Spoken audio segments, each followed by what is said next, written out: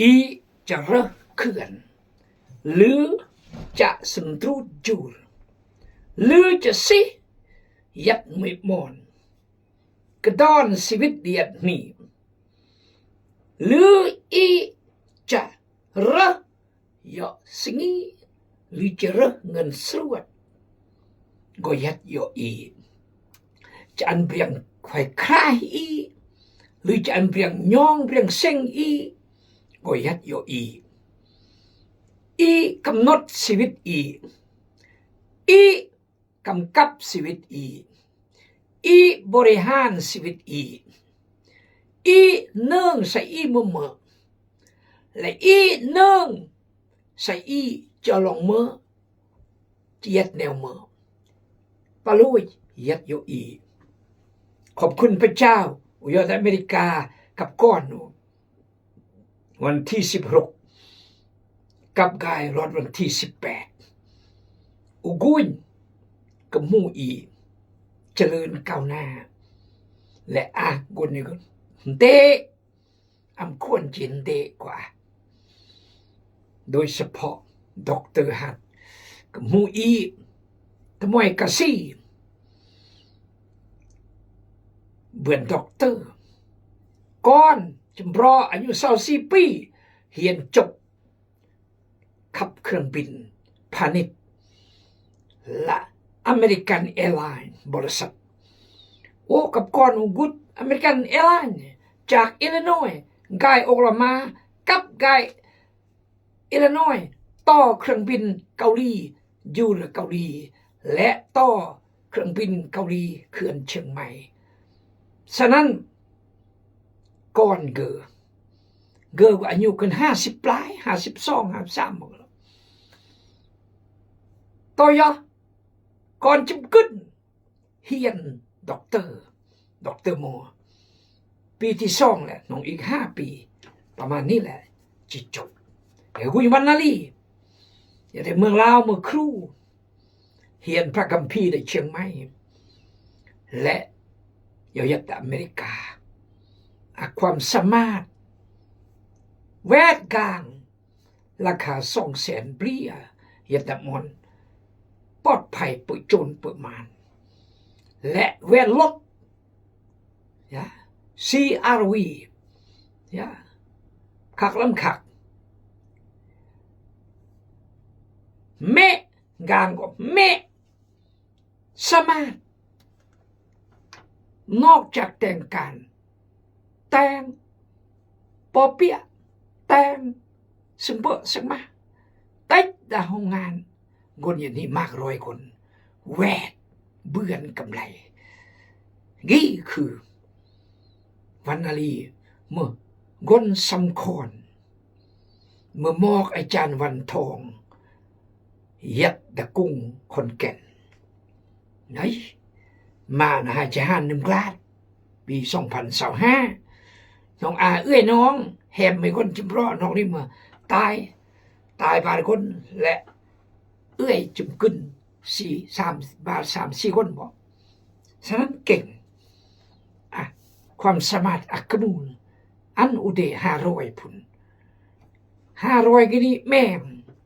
อันอาจารย์ส้ม50อันอาจารย์มะลี่50คำซี่อันอาจารย์ส้มเดไม่ร้อยป้าเถอะเยอะหมดกมุลอันเยอะหอมมัดเลียนเลอะที่ยืมที่คำซี่วันนาลีจะกระโดดโนและภาคความรักตนอปลออัมโบวัตถุรอดสุดยอดสุดยอดขอบคุณพระเจ้าและถวายจอยอันโอแยงพี่น้องแยงขอบคุณพระเจ้าพี่น้องมงพี่น้องลาวพี่น้องต่างประเทศจอยขอพระเจ้าอวยพรชีวิตอาการมวยชีวิตตัดแต่งกับผิดหวังชีวิตอาการมวยชีวิตตัดแต่งอันเด่นคิดตั้งมึงอุจจาระเกิดโอ้ตั้งอุจจาระลาย ว่าเราวันนี้อรยงอยู่ครับขอบขวดตากี้นี่โอ้ยงตากี้ในกลางเจอกลางหึ่งทำนองนี้แหละห้อยมอพรทุกเทือกวินแต่งอุ่นกระวินก็อวยพร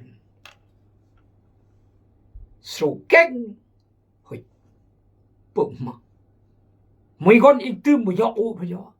อำเล่าสักมาก็มูดีกระโมลก็$700,000แต่อันกำราอันก่อนคิดเท่อยู่ที่มาเนี่ยในเมืองลาวอุนึงก็เธอกี้นี่ไงกุนอุนึงเลือมวยนี่อย่าได้ห้องICUนั่นคือไอ้บัวแก้วและไอ้คำไซหรือมแฮมโอไม่อย่ายังรายการอุตรดประพานคนสนาเกกี้เกิดสตรอกนั่นก็คือหัวใจล้มเหลวสตรอกอำหานแต่ข้างลอยหลอยัดเสร็จไม่คนก็เกยอำบาลันเรื่องอำหนึ่งลาดเลย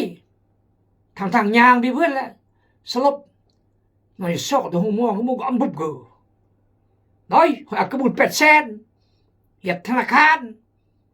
คำราก่อนอย่าหมดเบื่ออยู่นั่นเรากี่ก็ไม่มีคนโยนนึงก็คิดที่เฮ้ยคิดที่มันกำราก่อนมูลทอนอุ่นอย่าเทมาตัวละหัวก่อนไม่ก็ผ่านคนหัวนึงพี่น้องเอ้ยชีวิตอีกันมวยอีจะกำกับกันแนวกูมั้งและอีจะกระต้อนกันแนวกูมั้งอีจะปลาดดาร์มั้งอีจะบริหารกับแม่กูมั้งยัดโยอียัดโยเปรียงเหมือนตะกี้นี่แหละกระบูลแต่เปิดความหมายอุเนื่องก็เลิกกำลังรักเจ้าอย่าตะพูดก็ดีอย่าตะพูดแต่เกินเนี่ยย่อยำอุยเทศนานี่แต่ละเทือกก็ย่อย่าพี่น้องเอ้ยตายแหมเอาคือพอยงเอาบุญบัดเมื่อในเมืองลาวมันตะแซงแล้วก็กำลังซ้ำกดเนื่องลุยเอาละนี่คือพื้นพี่น้องเทอเมริกาโอ้ยน้ำมันน้องกวนกวายมาเห็ดสมัยสิ่งบทสมัยบริบูรณ์ก่อนจะรอยอดตลาดประมาณนี้โอ้ย too much ก็เรามากเกินไปสิ่งบทสิ่งมาโอ้ยสำเร็จรูปแต่ละแนวพักมีสีใบเมรีอย่าไปซึมอะไรมาแต่ก็เนื่องอเมริกาอะไรมาเนื่องตลอดมาไปซองขนมตอนแนวตะกี้เปลี่ยนพักนำก็เมืองไทยเมืองอีกูพักนำกับเฟอร์โอ้ยเบอร์เฟอร์เลยกางดรฮับลำสมมาเท่ากับแตงขอพระเจ้าอวยพรพี่น้องเลยจำคนขอบใจพี่น้องจิ้มมอนจิ้มแหง yes ที่ออยเบิ่มมาขอพระเจ้าอวยพร yes สกีสิกาแย้งพระคำพระเจ้าในหนังสือเยเรมียาบท33อ่านพร้อมยอดที่อธิบายแล้วแต่มือกลาดยอดดักขณะที่ข้าพเจ้ายัดคุกแต่บริเวณพระราชวังนี้องค์พระเจ้าไม่ได้มอบกระโสเดพระองค์อันโอเดอีกซะองค์พระเจ้าที่ได้สร้างแผ่นดินโลกและองค์พระเจ้าประกอบให้เป็นรูปหางผู้มีนามว่าองค์พระเจ้าได้กล่าวดังนี้ว่าจงห้องหาเฮาและเฮาจะตอบเจ้าเฮาจะบอกให้เจ้าฮู้ถึงสิ่งที่น่างึดงอและการอัศจรรย์ต่างๆที่เจ้าบ่ฮู้ องค์มุนเจ้าพระเจ้าของชาติอิสราเอลกล่าวว่าเฮือนทั้งหลายของนครเยรูซาเล็มกับราชวังของยูดาห์จะถูกทำลายเนื่องจากถูกปิดล้อมและถูกโจมตีบางคนจะต่อสู้พวกบาบิโลนคือพวกที่จะปะซากศพไว้เต็มเฮือนทั้งหลายเป็นซากศพของพวกที่เฮาพ่วมจะทำลายด้วยความโกรธให้และโมโหของเฮาได้เห็นเฮาได้หันหน้านี่จากเมืองนี้เพราะความชั่วช้าซึ่งชาวเมืองนี้ได้กระทำแต่เฮาจะปิ่นปัวเมืองนี้และของประชาชนเฮาและปัวแปลงสุขภาพของเขาขึ้นไหมเฮาจะให้พวกเขาสงบสุขและปลอดภัยอย่างหลวงหลายข้อหมายเนี่ยก็มาบึบยอดมือสิกีถ้าพี่น้องพลาดเสียใจพระค่ำพระเจ้าลึกลับและสลับซับซ้อนถ้าพี่น้องตั้งใจเฮียนและตั้งใจจุนเนื่องและเข้าใจพี่น้องก็เข้าใจขอพระเจ้าอวยพรขอบใจบอกกดแชร์กดไลค์และคอมเมนต์และครอสไมเลอร์บนร้อยจำกนพี่น้องจากอเมริกาแคนาดาฝรั่งเศสเวียดนามลาวไทยจีนที่อากรกับมูอีขอพระเจ้าอวยใส่ให้พรอันก่อนกับมูอย่าเลอะเบอะลำการเปลี่ยนเรียนยันสุขภาพร่างกายขนาดเวียกสอบเบอร์หามาและขนาดเวียกพระเจ้าขอพระเจ้าอวยพรมงกีอาจารย์มงเนียย่างอันโอเด$400ได้อาจารย์เอาให้อาจารย์เนี่ยก่อนเราเสด็จไหมยงเราอันปลอด400สมัยหมดเสอันพี่น้องแยงสิได้กังเกอเลี้ยงเสวสมาลัมอันกระมูลอีกตืมอันมงอีกตืมขอบคุณพระเจ้าขอพระเจ้าอวยพรเอาละร่วมยออธิษฐานขอบใจบอกกดแชร์กดไลค์และคอมเมนต์ขอบใจบอกอธิษฐานเผื่อสัตุการพระเจ้าพระองค์เมื่อพระเจ้าได้พระเจ้ากษัตริย์ได้กษัตริย์เมื่อนายได้นายเมื่อจอมเจ้านายเมื่อพระเจ้าได้โอ้ได้กำราได้กรได้กระมุนได้เจและเมื่อได้รวยจำกนที่เชื่อดื่มและรักและมอบชีวิตจิตใจอันยกพระเจ้าและอ่านพระคำพระเจ้าอธิษฐานยอนมัสการพระเจ้าขอพระเจ้ารับเกียรติอธิษฐานทูลขอได้สติปัญญาจากพระเจ้าที่ท่านในชื่อพระสุกิจเจ้า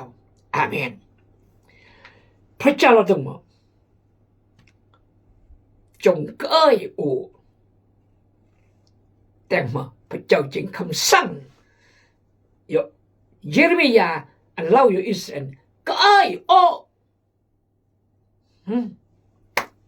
องค์สมมาสัมพุทธเจ้าเมื่อได้สั่งพี่น้องพุทธอันก็เอ้ยโอปัญหามาก็เอ้ยโออุปสรรคมาก็เอ้ยโอแต่มาจริงเราตรงนี้อำเล่าแนวนี้เพราะมาเราได้ลายย่อนิพพานย่อเห็นอะไรเอจโลกย่อซอกนรกบิบุบซอกสวรรค์บิบุบซอกนรกบิบุบลายย่อฉะนั้นพี่น้องพุทธจำเกยจะรอองค์สมมาสัมพุทธเจ้าจริงคือแดงหุบผ่านนบแดนจริงนบรวยนบริมจริงนบตุดซองตุดโล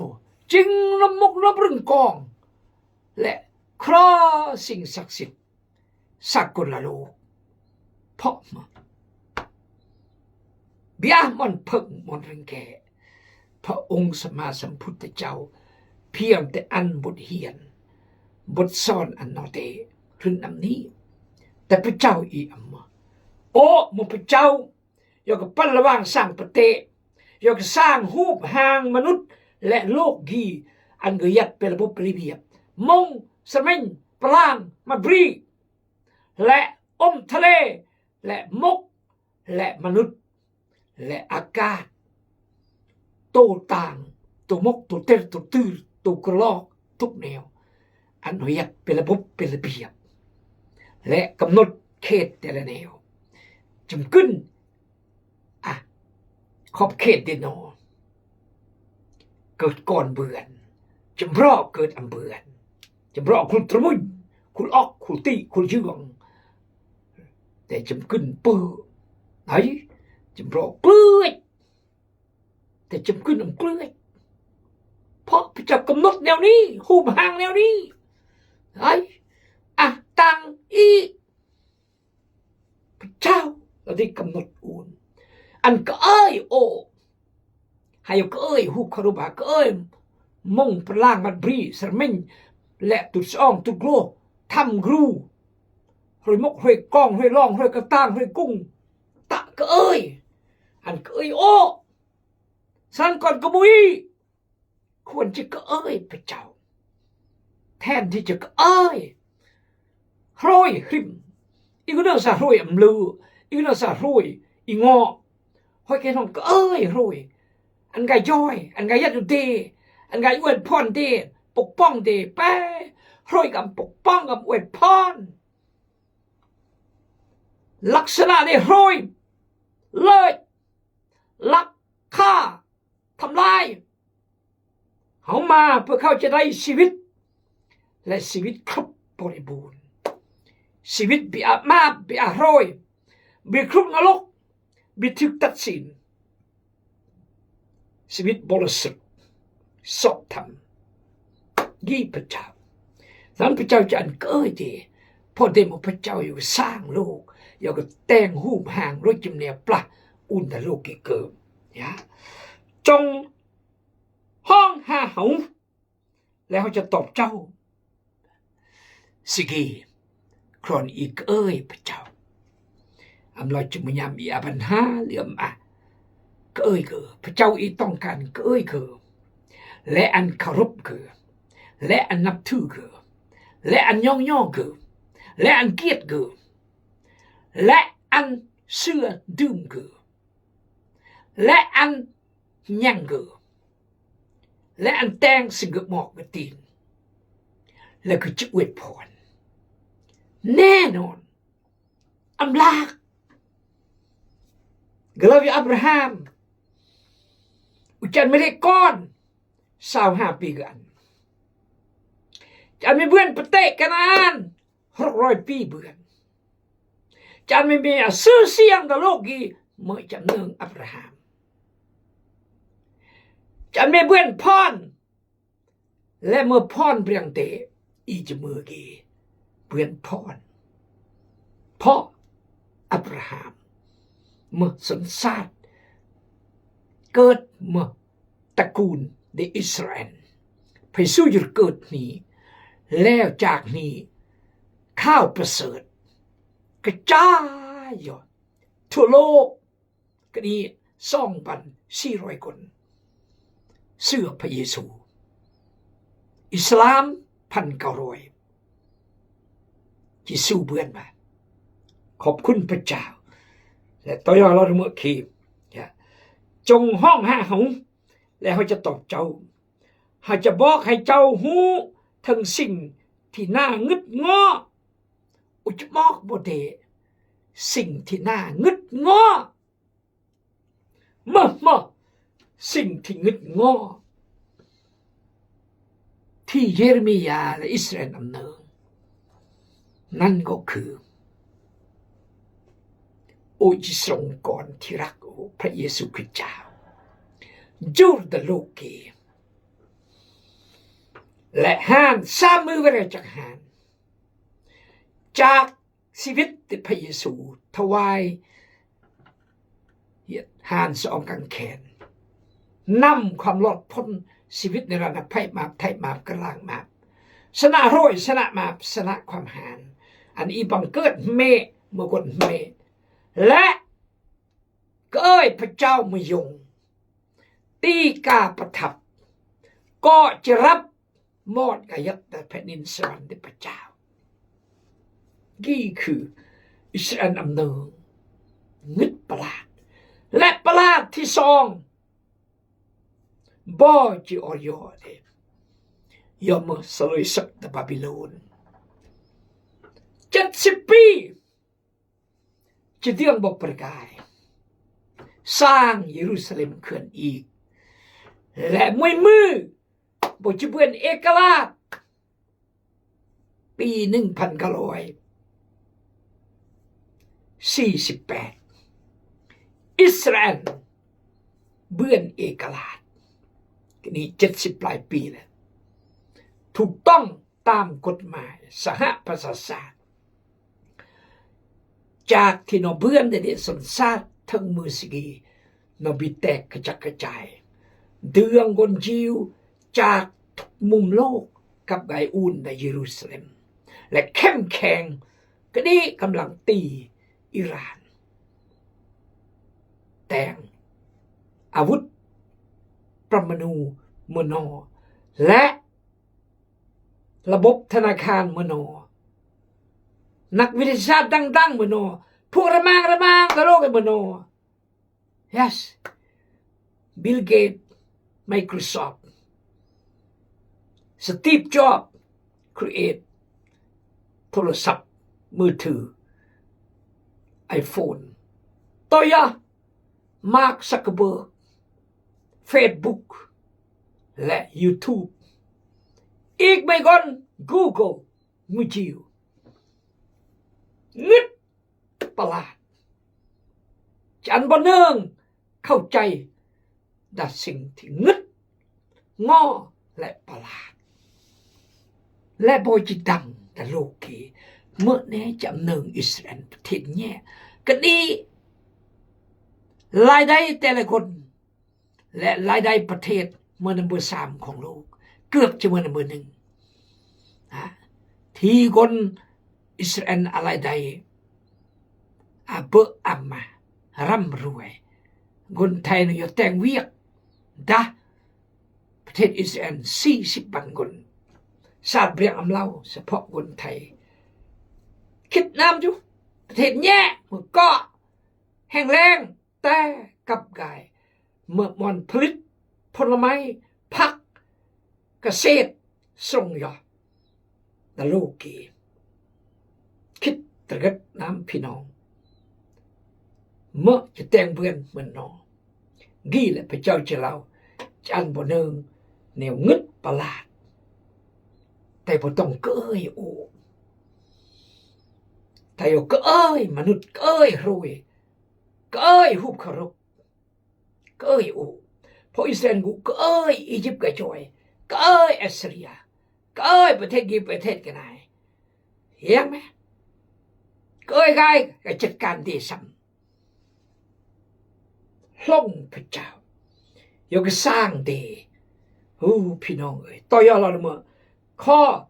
4องค์พระเจ้าของชาติอิสราเอลกล่าวว่า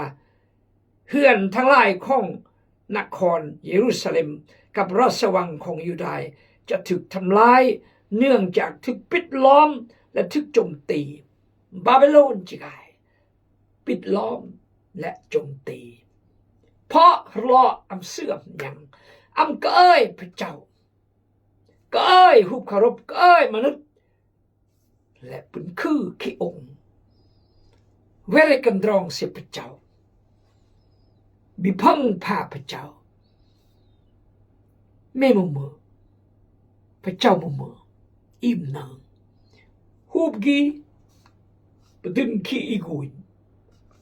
แม่เอ็มกุยมูเสลาซา